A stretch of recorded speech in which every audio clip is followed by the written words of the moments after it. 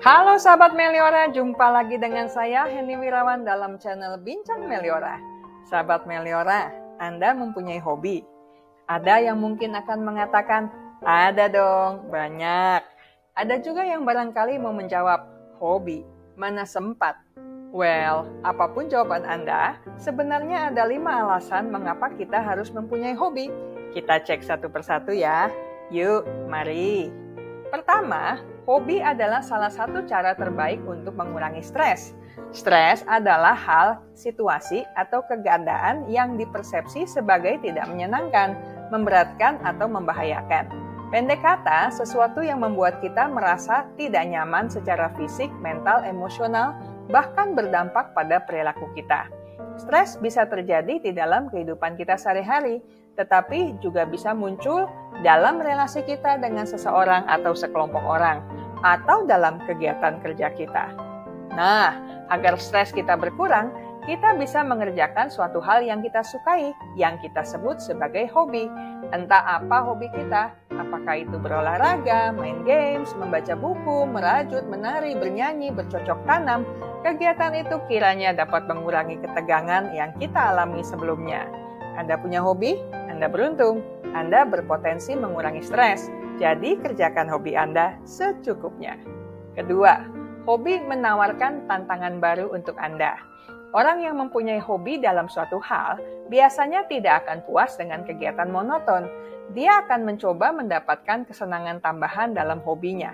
Dengan kata lain, dia pun berpotensi mengalami tantangan baru di dalam menemukan kesenangan berikut dari hobi tersebut. Contohnya begini, Anda yang hobi otomotif, Anda tentu tidak cuma suka naik turun kendaraan Anda dong, ya kan? Anda juga senang menyaksikan orang yang mereview kendaraan.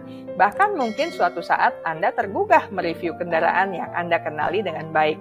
Selain itu, Anda mungkin akan mencoba-coba menunggangi kendaraan lain yang berbeda dengan kendaraan Anda. Tentu saja di tempat-tempat yang challenging. Misalnya dalam kegiatan off-road. Nah, itu makanya hobi Anda akhirnya akan menawarkan tantangan baru untuk Anda. Anda yang hobi masak, menggambar, bernyanyi, dan banyak lagi, mungkin akan tertantang juga untuk mengikuti lomba yang sesuai hobi Anda. Bukan untuk mencari kemenangan, tapi karena suka aja.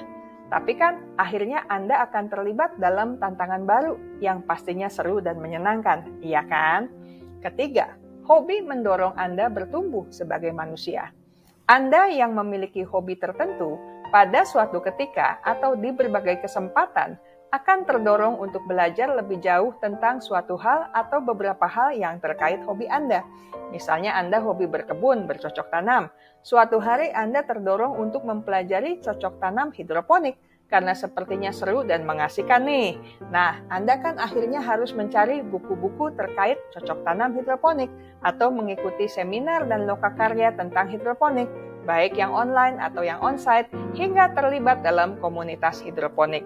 Tanpa Anda sadari, kegiatan hobi Anda mendorong Anda sebagai individu yang bertumbuh, yang tidak seperti dulu lagi, tapi makin berpengetahuan, terampil, dan ahli di suatu bidang.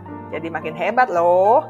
Keempat, hobi menyediakan perspektif yang lebih luas untuk Anda. Anda yang mempunyai hobi, karena Anda juga akan mempelajari berbagai hal terkait hobi itu, maka Anda akan lebih terbuka terhadap beragam hal tentang hobi itu. Alhasil, perspektif Anda akan lebih luas dibandingkan orang yang tidak berhobi serupa. Misalnya saja, Anda punya hobi panjat tebing. Itu hobi yang ngeri-ngeri sedap dan tidak semua orang menyukainya, itu pasti.